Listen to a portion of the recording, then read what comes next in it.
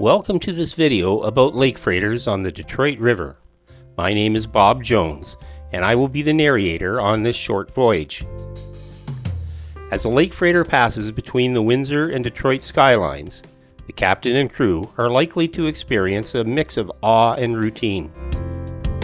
As they navigate between these two great cities, the captain and crew must be careful not to run aground or collide with other vessels.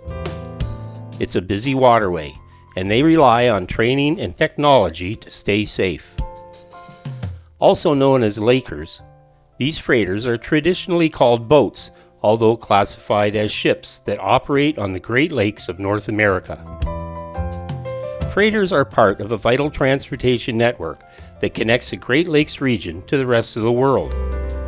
They are built specifically for use within the Great Lakes, St. Lawrence Seaway system, and rarely exit this waterway. Primary Great Lake cargoes include iron ore, coal, limestone, farm products such as grain, corn, soybeans, steel, and product cargo. The largest Great Lake freighters are massive and can carry more than 70,000 tons of cargo in a single voyage. That's equivalent to 700 rail cars or 2,800 trucks. In conclusion, lakers on the Detroit River are an impressive sight to behold as they pass between the Windsor and Detroit.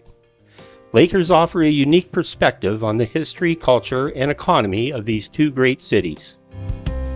I hope you enjoyed this video and gained a new appreciation for these remarkable vessels traveling our Detroit River. If you would like to see and hear more about lakers, let me know in the comments. Please like and subscribe.